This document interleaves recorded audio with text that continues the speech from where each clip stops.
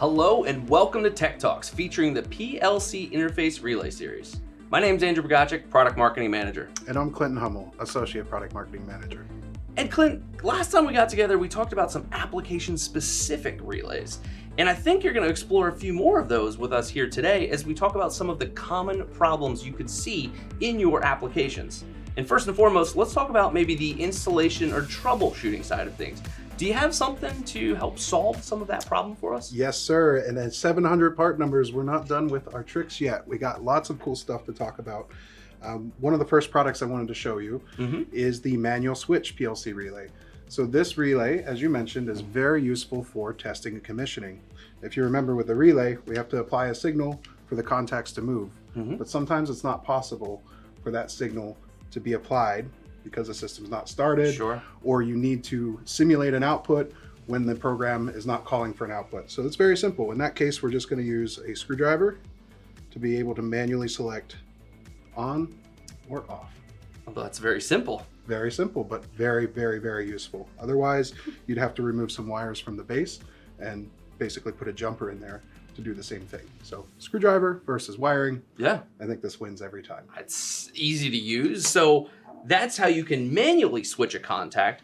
But how do we know that the contact is in the correct position? There are times where we have contact welding issues out there potentially. How do we know the contact's in the right spot? Yeah, that's actually another great point of application, a specialty application, which we would call a force-guided relay.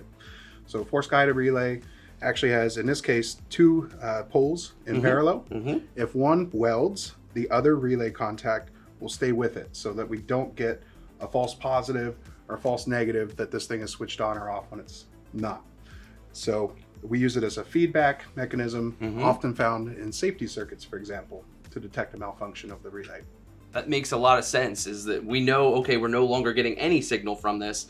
There's an issue. Excellent. We need to check that relay out. Exactly. Perfect. So that talks about, how do we see what happens when a contact welded? But as I think of contacts welding, I think of high power loads, right? So do you have anything to help us when it comes to high power loads? Yes, we do. So high power loads are the number one enemy of a relay contact, right? They are electromechanical devices. They have a finite service life. The more the amperage, especially inductive loads, the faster that relay contact's going to wear out. Makes sense. So what we have here is a very special technology developed by Phoenix Contact. It's called hybrid technology. And if you recall, a solid state relay has no moving parts, right? But it does get a little warm. It needs more space for the same amount of current. And electromechanical, we just mentioned, they weld, they fail. Yes. But the real secret sauce here is hybrid tech allows us to take advantage of the best parts of both technologies. Okay. So we're going to use the solid state component to start and switch off the load, but we're going to bypass that with a regular mechanical relay while it's running, so it doesn't produce a lot of heat. And that gives us really 10 times the service life of a traditional relay in a comparable application. So the hybrid relays are available for AC and DC loads up to 250 volts. Wow. So you really are talking the best of both worlds. You're integrating solid state, electromechanical to extend the service life. So again, universal relays can do the job, but maybe an application specific does it a little bit better. Absolutely.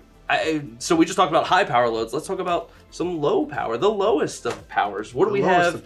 What do we have when it comes to PLC relay there? So instead of contact welding, what we can have is contact oxidization. Sure. Right. So the typical relay contact material is a silver tin oxide. And if you don't have enough current in your signal, whatever you're switching, it cannot effectively burn off the oxide. And over time, that oxide builds up on the relay contact and prevents a good quality connection from occurring. Sure. So the simple solution is we're getting gold, baby. Gold plated. We're going to gold plate this relay, and just a very fine, just a few micrometers. We're not making it out of solid gold, but that gold has a very unique property in that it does not oxidize in atmosphere.